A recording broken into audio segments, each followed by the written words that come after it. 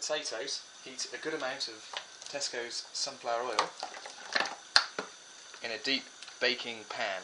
I don't have a deep baking pan, so I'm using a shallow baking pan. It'll work. See, it's not as much as it looks like I might have just put in there. So what we've already done is heated some oil for about 10 minutes in that tray.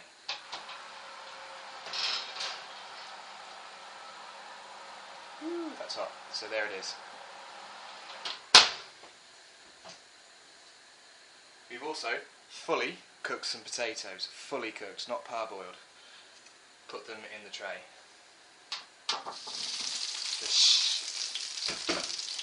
sound is good. Ow.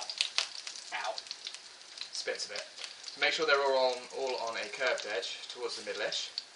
Like that.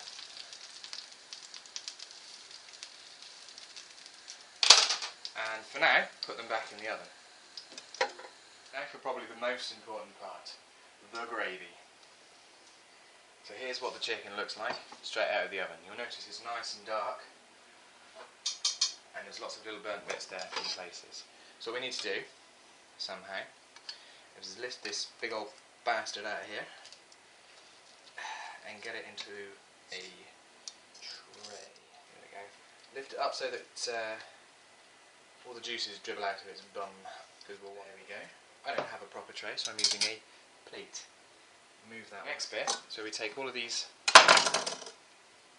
bits of goo and stuff, and we scrape them off the inside of the tray. We need all of these. Try not to scrape the coating off of the tray, obviously. So there we go. That's all nice and loose. So what we'll do is we use a glass bowl, tilt it, get most of the gunk out, and just drop it in there.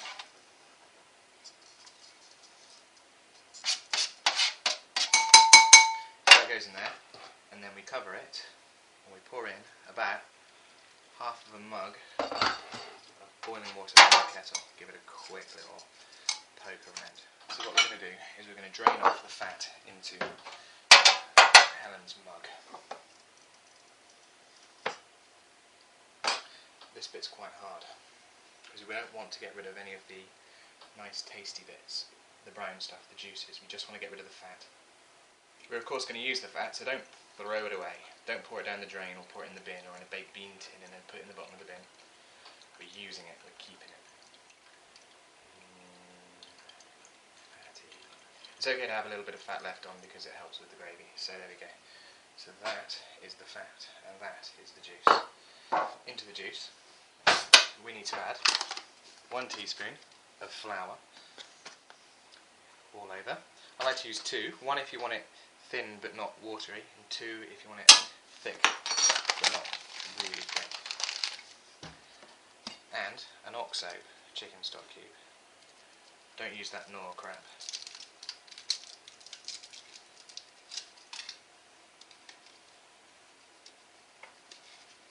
It's a rock solid one. So then you want to mix it all in with the juices that are left in the pan into a paste.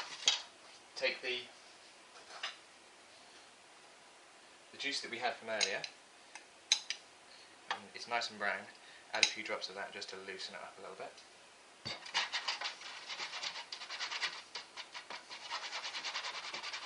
Using a sieve, sieve all the juice from there now that it's absorbed the flour.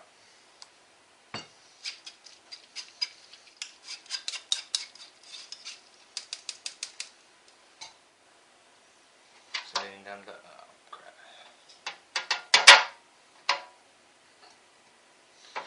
So you end up with gravy coloured, lumpy, lukewarm stuff.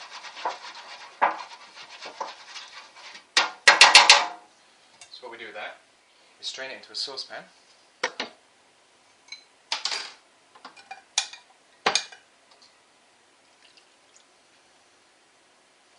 And then add about half a pint of the water from your vegetables, which you've probably got cooking. Swish it around a little bit and pour that in as well, and the pan comes up almost completely clean. Take a sieve out. And there is the beginning of your gravy. What we want to do now is baste the potatoes. So there they are. This is the fat from the chicken from when we made the gravy. All you need to do to finish the gravy is boil the crap out of it until it bubbles, goes thick. Add a little bit of salt if you need to, and it'll be tasty. With the potatoes, add the chicken fat. It's chicken and bacon fat and a little bit of butter, if you remember. They need to be completely coated in oil at this stage. Turn to the oven for another half an hour or so. After 45 minutes, the roasties are done, and they look like that. Don't worry about the little black bits, it's not on the actual potatoes. Lovely and brown and crispy. Look at that. Yum, yum, yum, yum, yum.